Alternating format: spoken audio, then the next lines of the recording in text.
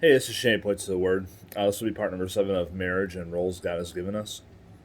So this will actually be talking about the husbands, and it'll actually be the last video because there's a lot of stuff that like bleeds over from like husbands and wives. So a lot of the stuff I've covered on the past two videos, or past few videos, I should say, about the women, actually go hand in hand with what they talked about with the husbands. So this will basically just be like a review. So there'll be a few new verses too. So this video isn't just you know incomplete, or I mean, it's not just all review, but there are some new things too. So in the book of Proverbs, chapter 18, verse 22, it says, "Whoso finds a wife finds a good thing and obtains favor of the Lord." And Proverbs chapter 12, verse 4 says, "A virtuous woman is a crown to her husband, but she that make uh, ashamed is as rottenness in his bones." So basically, someone who makes her ashamed, is something that, you know, a man will, find rottenness in his bones. So, and there's a few verses too that actually just jogs my memory.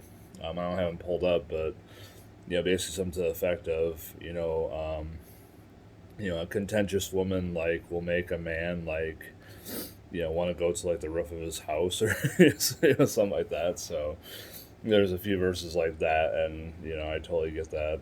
Um, it's hard to live with a woman who is contentious like that, and obviously vice versa, a man who is not having or performing the roles God's given them. What I mean? Like it's going to be the same way for a woman.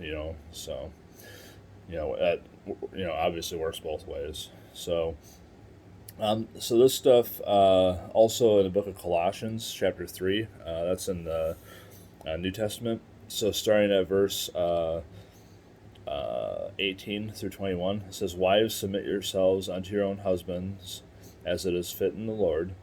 Husbands, love your wives, and be not bitter against them. Children, obey your parents in all things, for this is well pleasing unto the Lord." And it says, "Fathers, provoke not your children to anger, lest they be discouraged." So, that kind of, it recaps everything because, I mean, husbands love your wives, wives submit to your husbands, that, really repeats itself.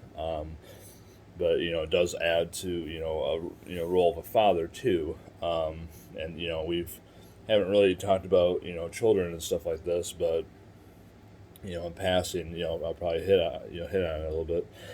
So, yeah, fathers, you don't want to, you know, provoke your children to anger at all. And that's something I need to work on too, because I don't know, like, as a father, I like I like to pick on my kids and stuff, and so what I mean, like, um, kid, I've one on the way, but yeah, so like. Yeah, I mean, I have a 6-year-old son, and we like to goof around, and I like to pick on him, but there gets a time where he reaches his limit, and it's like, okay, I need to stop. But sometimes it's funny because when he's angry, I like to make him laugh, and I mean, so I don't know, like I need to really work on that, to kind of find that limit, and just okay, let's kind of ease off the gas, and not provoke him to anger. So yeah, it's something I need to work on. But yeah, now it'll be like basically review. Things we've already talked about. So going back to First Corinthians, chapter 11, verse 3. Basically sets up everything for the roles of everyone. So, "But I would have you know that the head of every man is Christ, and the head of the woman is the man, and the head of Christ is God." So, like we said, it's Jesus Christ, man, and then woman, and that's the roles God has given us, and that shows how the basically how the church is. So the church submits to Jesus Christ, and therefore the picture of that would be the woman submitting to man. So I'm going to go back to Ephesians 5, um, and there'll be verses 21 to 26. Submitting yourselves one to another in the fear of God. So again, it works both ways. Wives, submit yourselves unto your own husbands as unto the Lord. For the husband is the head of the wife, even as Christ is the head of the church, and he is the Savior of the body. Therefore, as the church is subject unto Christ, so let the wives be to their own husbands in everything. Husbands, love your wives, even as Christ also loved the church and gave himself for it. So that's the picture right there. That he might sanctify and cleanse it with the washing of water by the word. And then just going, what it says with husbands and stuff.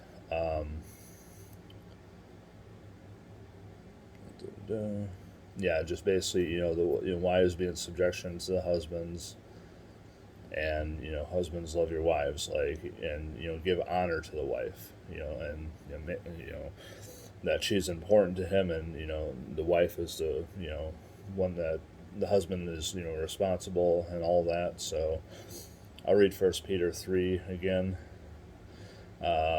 Likewise, you wives, be in subjection to your own husbands, that if any obey not the word, or don't obey the word, they also may without the word be won by the conversation of the wives, while they behold your chaste conversation coupled with fear. And then, it just keeps talking about, how a woman, should, dress and stuff like that. Just, don't be like the world. Like the world is so focused on, beauty and, Hollywood and, all the commercials we see. It is so just engulfed with, beauty and self, and, as we read in the last one, that fades. We're talking about in, Proverbs 31, how, the woman was, talking to her, son, the king, and she's saying that, beauty fades. Like, it's, you might be happy or, in carnality, for a season, but, that's not, for a long-term relationship and stuff like that, in marriage, like, that's not how you should base your, picking, a wife. That's not how you should do that. And I get it, how, 8 years ago, when I wasn't saved, that's how it was, or I should say 7 years ago, I'm sorry. But, you know what I mean? Like, before I was saved, that's, how you gonna pick a girlfriend? She has to be hot, she has to be attractive, good looking, that's all I cared about, what I mean? Is all, just visual, that's all I cared about, and so that's how the world is. They only go on appearance, and so we don't want to be like the world. That's basically extra or additional kind of thing. So yeah, and we see it in the world all the time. You know what I mean? Like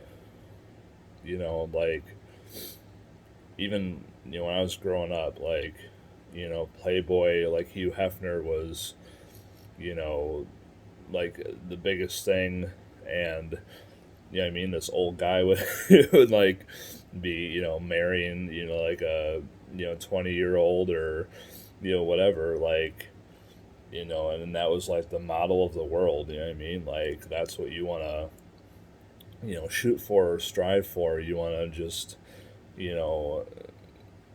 have a trophy wife, or what I mean. And so and how demeaning is that to the woman too? You know what I mean? Like to be shown around and stuff like that. And I don't know, it's not how we in the church should be. Like that's not the picture we want to have, and to represent, and Jesus Christ and stuff. Like that's not how it should be.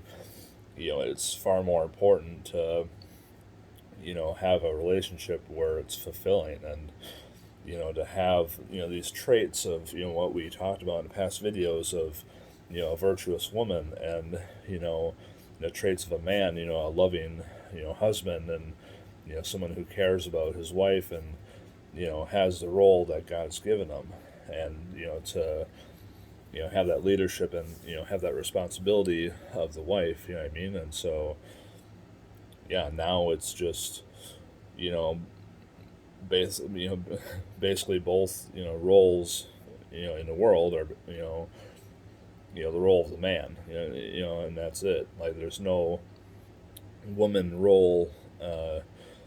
Biblically speaking, like in the world, it's just the role of the man. You know what I mean? Like the woman needs, basically try to be the man in the whole, world and stuff like that. Be the breadwinner and work and stuff like that. And I'm not saying that's wrong. It's just not the correct role that God has given us. So you know what I mean. And so I don't know.